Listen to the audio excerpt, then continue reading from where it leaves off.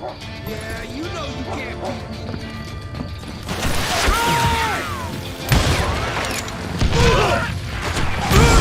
There he is!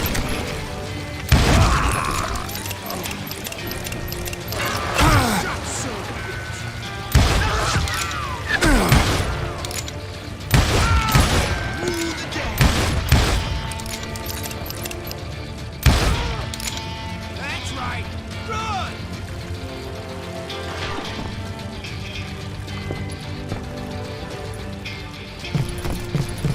Time to feel you full of lead!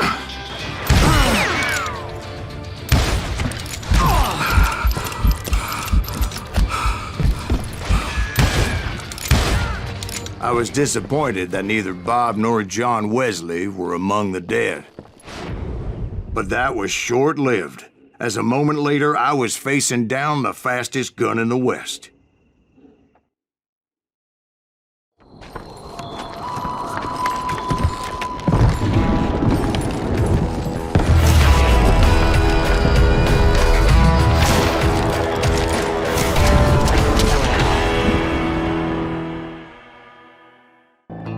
I felt a bolt of adrenaline, or maybe that was fear.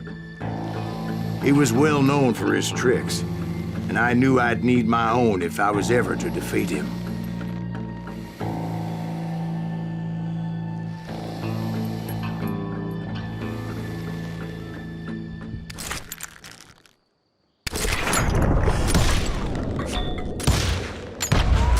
That man was faster than greased lightning. But being inebriated as he was, he didn't count his shots. And now, he was at my mercy. So he didn't die? No, I sent him to prison. Years later, after he was free, some restless avenger took his life. Shot him in the back at a saloon just like this one. Anybody up for another beer? Ben? Thank you, darling.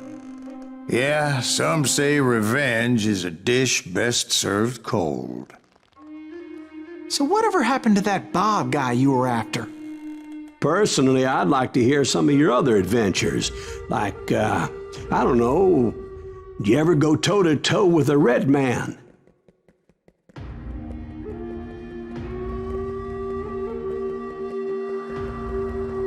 Yes, I did, Ben. I remember once I was after this renegade Apache, Grey Wolf. Strangely enough, revenge was also his primary motivation.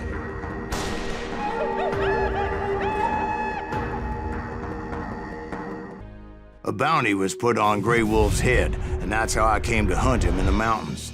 Mountains so high they tickled the nether regions of heaven.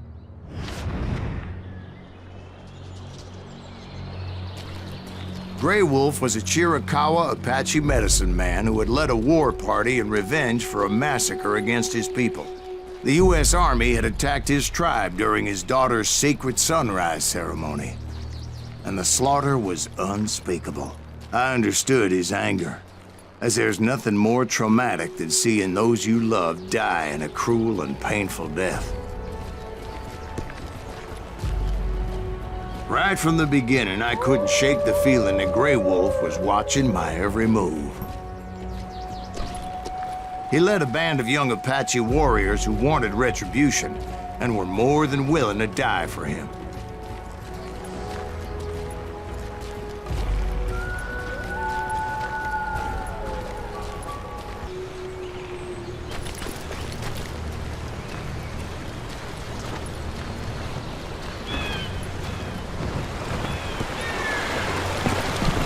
They saw me before I saw them.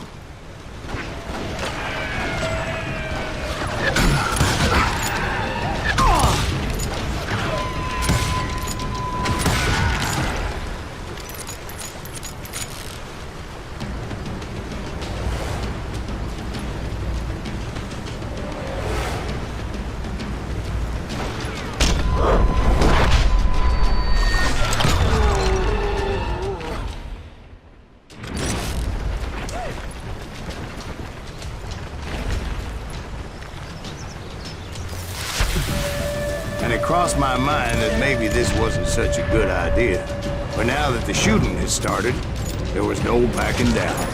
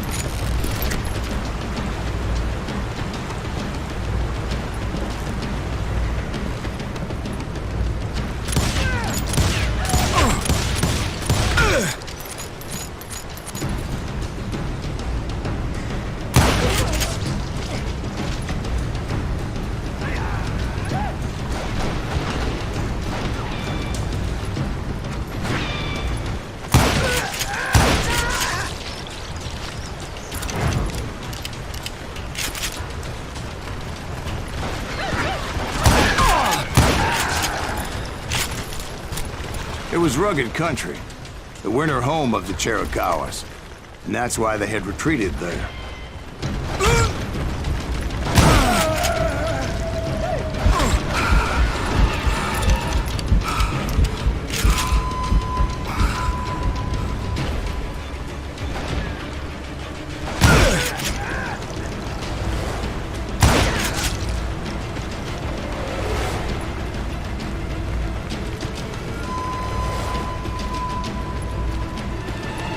I admit to having some regrets about going after them the way I did. But then again, I got a lot of those.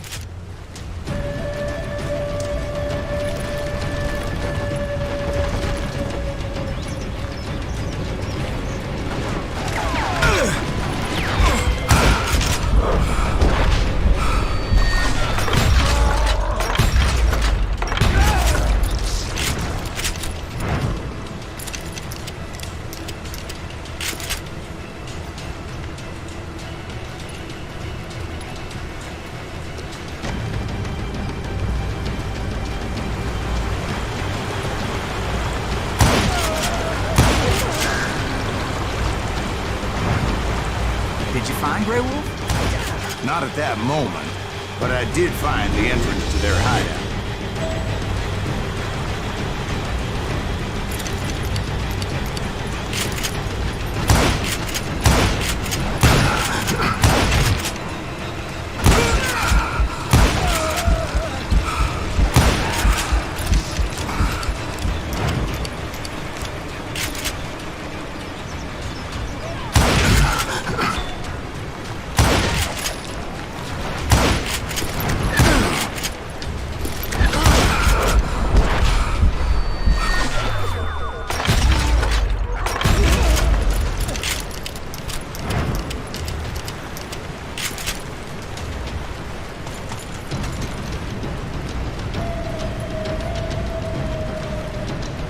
A deep crevice that led to a deeper cave. Don't tell me you went in there. Yeah, but it's not out of bravery so much as pure, angry cussedness.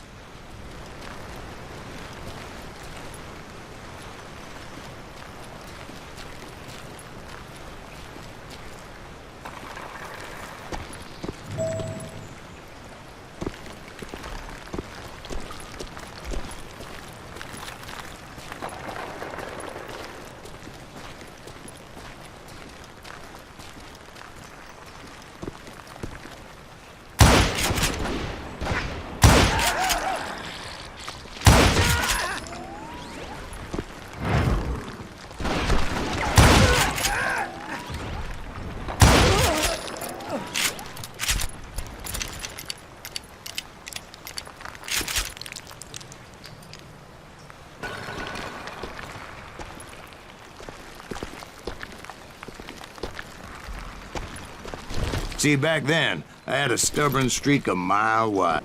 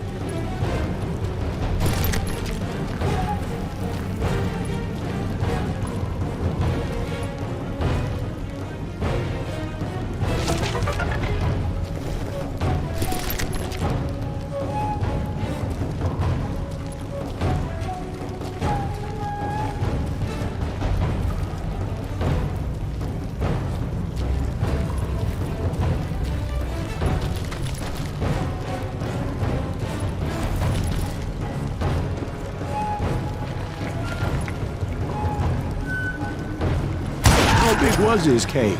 Big as hell, Ben. Chiricahua had hid out there during the Indian Wars.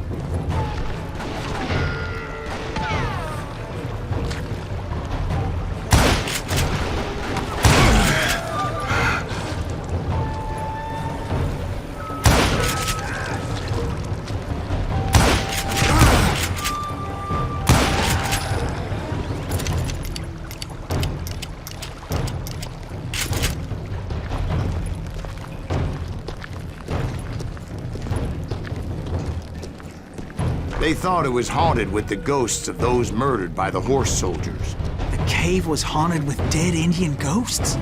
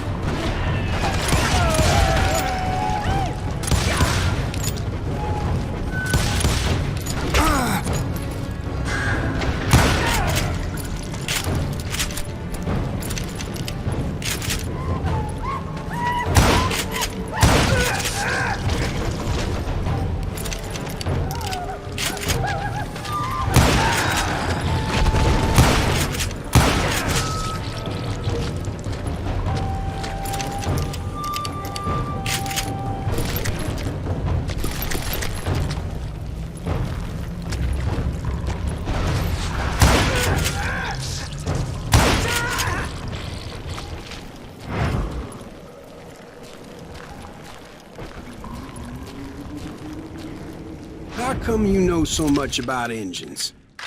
A few years back, I was married to two Mescalero women. At the same time? Yeah, they were sisters. Polygyny is traditional among the Mescalero. So what happened? Oh, I had to get out of there. Those girls never shut up. Both of them nagging at me all the time. Drove me half crazy. Haven't seen them since. No, I mean, what happened with Grey Wolf? Oh, well, I pursued him into the Cave of Death.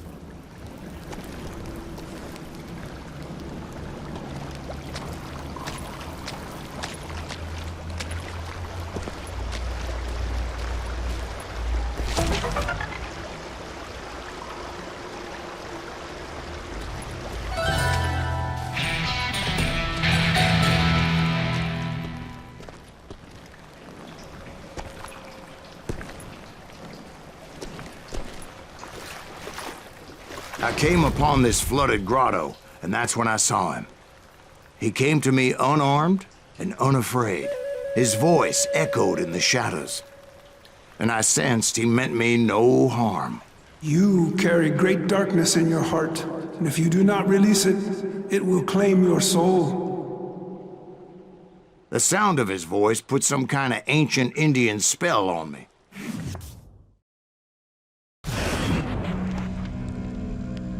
As his story unfolded in my mind, You will come to this place again and kill many more men, and the darkness will grow until it consumes everything that you are. The soul would have no rainbow if the eye had no tears. he said I was a great warrior, a coyote man, unequaled by any other pale-faced warrior, or something like that. The snakes will bite shadows of your past until a venom poisons your heart, and an echo of the song of the dead summons the spirits deep from within the mountains. I didn't quite get what he was saying, but there was definitely snakes. And indeed, his warriors surrounded me and attacked me like hungry wolverines. They couldn't stop me, though, and Grey Wolf wasn't in the mood for idle talk.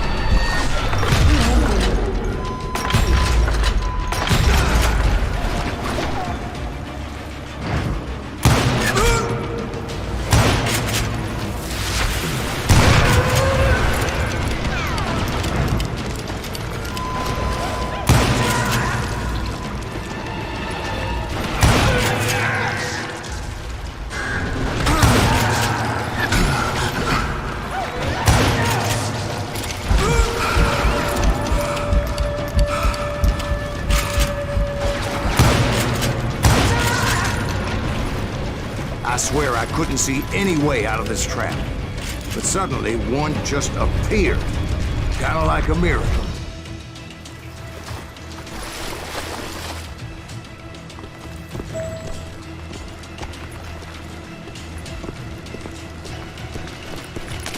I felt like I would be lost in that damn cave forever.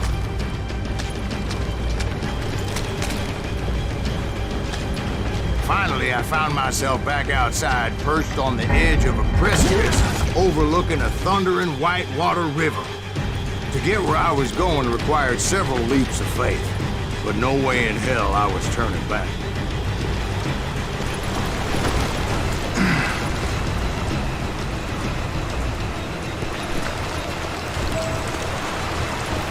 I chased after him, determined to make him explain the meaning of all that mumbo-jumbo. Mumbo-jumbo's right. Are you making this all up as you go? A few details may be fuzzy, brother, but I am relating exactly what happened to me. There were dozens of Apache warriors aiming at me from on high. Dozens? Well, maybe not dozens, but there was a lot of... At least 3 or 4. Well, more than that,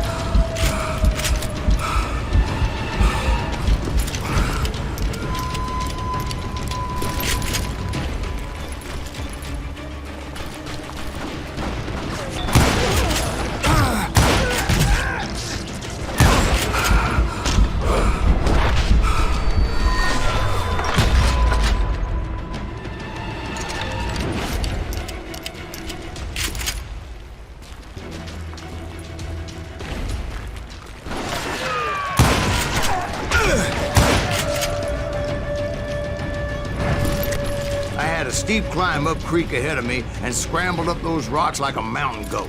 I was determined to locate Grey Wolf and find out exactly what the hell he was trying to tell me.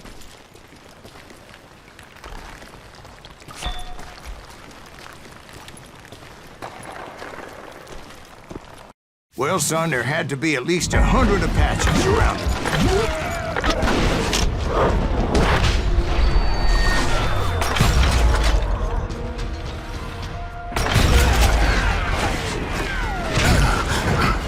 100? God be my witness. Oh, come on. Who are you kidding? Hey, I believe you. Come on, tell us how it ended. All right, but I'm not gonna drag this out. Where were we? You were surrounded by 100 Apache warriors. Oh, well, I didn't take the time to count them exactly, but there were a lot of them.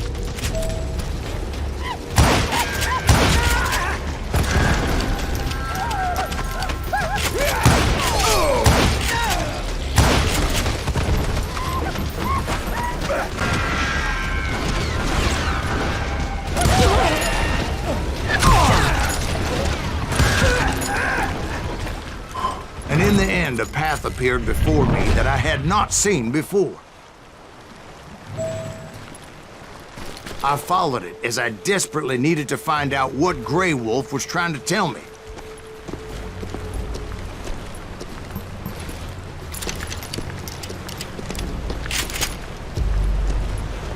But it was like that son of a bitch disappeared into thin air.